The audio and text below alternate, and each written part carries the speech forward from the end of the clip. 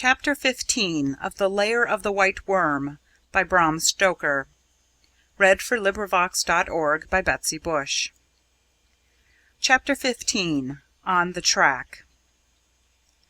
For those who had seen Edgar Caswall familiarly since his arrival, and had already estimated his cold-blooded nature as something of its true value, were surprised that he took so to heart the death of old Chester. The fact was that not one of them had guessed correctly at his character. They thought, naturally enough, that the concern which he felt was that of a master for a faithful old servant of his family. They little thought that it was merely the selfish expression of his disappointment, that he had thus lost the only remaining clue to an interesting piece of family history, one which was now and would be for ever wrapped in mystery. Caswall knew enough about the life of his ancestor in Paris to wish to know more fully and more thoroughly all that had been. The period covered by that ancestor's life in Paris was one inviting every form of curiosity. Lady Arabella, who had her own game to play, saw in the métier of sympathetic friend a series of meetings with the man she wanted to secure. She made the first use of the opportunity the day after old Chester's death. Indeed, as soon as the news had filtered in through the back door of Diana's Grove. At that meeting she played her part so well that even Caswall's cold nature was impressed. Oolanga was the only one who did not credit her with at least some sense of fine feeling in the matter.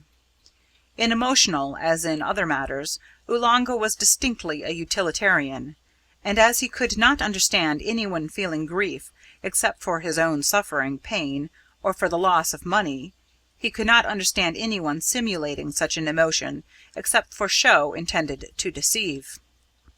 He thought that she had come to Castra Regis again for the opportunity of stealing something, and was determined that on this occasion the chance of pressing his advantage over her should not pass. He felt, therefore, that the occasion was one for extra carefulness in the watching of all that went on. Ever since he had come to the conclusion that Lady Arabella was trying to steal the treasure chest, he suspected nearly everyone of the same design, and made it a point to watch all suspicious persons and places.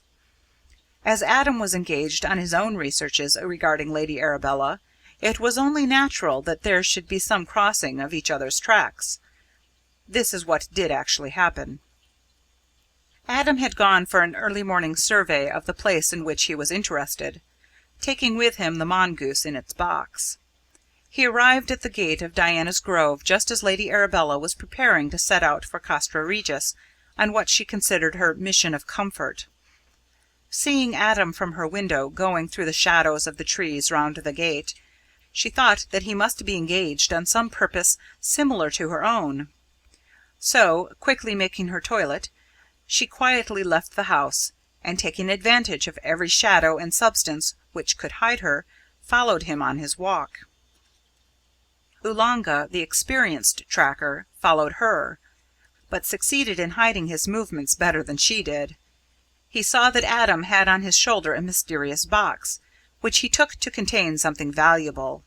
Seeing that Lady Arabella was secretly following Adam, he was confirmed in this idea. His mind, such as it was fixed on her trying to steal, and he credited her at once with making use of this new opportunity. In his walk, Adam went into the grounds of Castra Regis, and Oolanga saw her follow him with great secrecy. He feared to go closer, as now on both sides of him were enemies who might make discovery. When he realized that Lady Arabella was bound for the castle, he devoted himself to following her with singleness of purpose. He therefore missed seeing that Adam branched off the track and returned to the high road. That night Edgar Caswall had slept badly. The tragic occurrence of the day was on his mind, and he kept waking and thinking of it. After an early breakfast, he sat at the open window watching the kite, and thinking of many things. From his room he could see all round the neighbourhood, but the two places that interested him most were Mercy Farm and Diana's Grove. At first, the movements about those spots were of a humble kind, those that belonged to domestic service or agricultural needs. The opening of doors and windows, the sweeping and brushing, and generally the restoration of habitual order. From his high window, whose height made it a screen from the observation of others, he saw the chain of watchers move into his own grounds, and then presently break up, Adam Salton going one way, and Lady Arabella, followed by the nigger, another. Then Oolanga disappeared amongst the trees, but Caswall could see that he was still watching. Lady Arabella, after looking around her, slipped in by the open gate, and he could, of course, see her no longer. Presently, however, he heard a light tap at his door. Then the door opened slowly, and he could see the flash of Lady Arabella's white dress through the opening. End of chapter 15. This recording is in the public domain.